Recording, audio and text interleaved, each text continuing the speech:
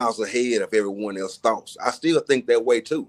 I always think years away from everybody else. That's just Yeah. the way I am. I like to just keep those thoughts to me.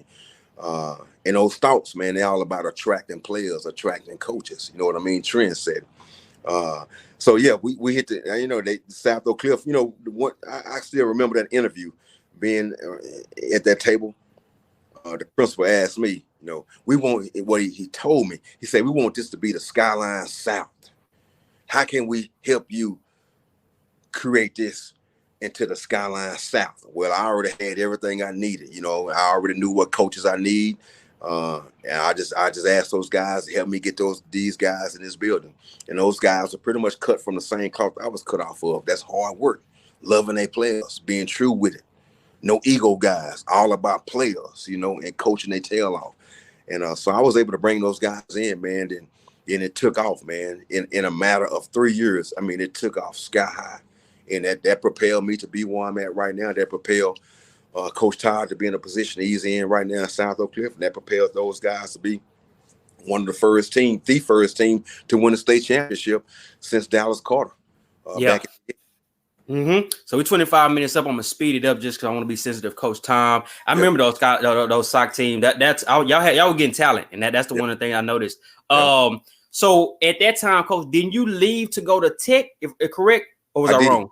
Okay, you went to Tech for a little bit, and then was it Kansas? Yep, went to University. Okay, let's talk about that a little bit, and then we're in on that Tech where you're at now. So talk about that little mixture when you left college, and then you had to go to another college. How was that experience?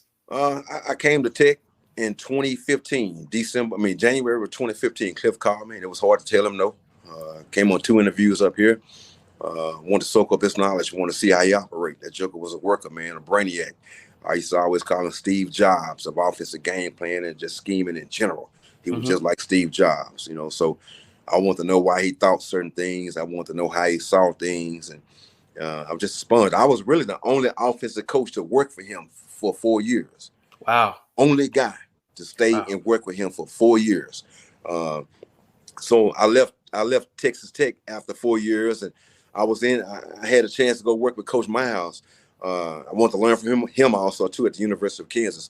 So I think by me leaving Texas Tech in 2018, it allowed me to really grow and expand into this profession. Now I see things totally different now. I see the big picture when it comes to being on this level. And I appreciate everything I experienced in Lawrence, Kansas. And so, had some success there coaching wide receivers and win the games that we wanted to win there.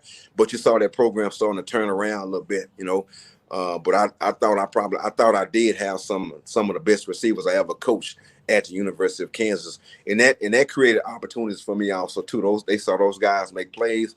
They saw those guys get developed. And so I started getting other phone calls from other universities for us, opportunities. And then, being in Dallas, coaching at South Oak Cliff, playing against Cedar Hill, being familiar with Joel McGuire, coached against Joel McGuire. We always talked about whoever get the opportunity, man, let's help each other out. And he beat me to it, and offered me the job at Texas Tech, brought in my guy, Zach Kelly, one of the best minds in college football, and I couldn't turn that down. For my position, with what Coach Kelly liked to do, and I already kind of have an idea of what he liked to do, it was a no-brainer for me. Get my family back in Texas, man. Come back to Texas Tech. Let's win some Big 12 titles, man. Let's compete for this national championship. Let's continue to send receivers to the league, man. Let's see where it go from there.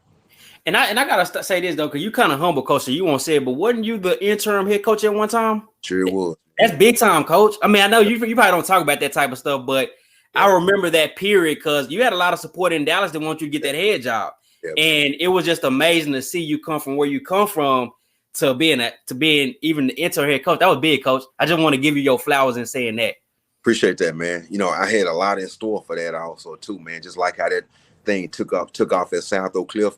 We had plans up in Lawrence, Kansas, man. It was about to get very scary fast too. Man. But I still have those same dreams though, so it's not over. But I appreciate you for that though. Yeah. So we figure ready into it. We are just about 30 minutes. I got probably about 2 more questions. Coach, what are y'all about at Tech, man? You got Joy, you got Zach, the young man. Who is Tech? Tech, talk to me about y'all brand. What is it y'all trying to build up there?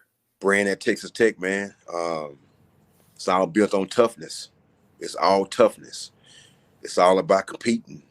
It's all about hard working. Then it's all about having true, authentic relationships, being good people. That's where I'm at in my career right now. I got to be with good people. Anybody that have that have the ability to touch players on a collegiate level, that's academics, that's nutrition, strength staff, coaches, ops guys. I do my research with all of that right now. I don't get caught up in just the job. I want to know, who are these people? What are they about? You know, are they really about the players, or are they really about wins and losses, or in the university? I feel like if you take care of the players, everything else gonna take care of itself. You know, so, and that's what joy is about. You know, it's all family oriented here, built on hard work, man, putting the players first, putting his family first, man, and being the toughest team in the Big 12, the toughest team in the country. Let me ask you this, Coach. I can tell you're a cerebral guy. What's your ways of learning? You know, as a coach, as a man, as a husband, what's your way of learning? I got to hear it. I want to see it, and it got to have defined rules with everything I do. I got to hear it. I got to see it, and it has to have defined rules. It has to answer the why and how. It has to answer all of that. You know, so I'm a guy that's built on rules. Whatever what we're doing, want to keep it very simple. Want it to appear difficult, but I definitely want it to be very simple for guys. I don't like to put players in a situation where they need to think. I don't want to put too much on their mind. I want to simplify that stuff as much as possible to allow these guys to play fast and you know, and make plays and playing the game that they love. You know, so I got to see it and hear it.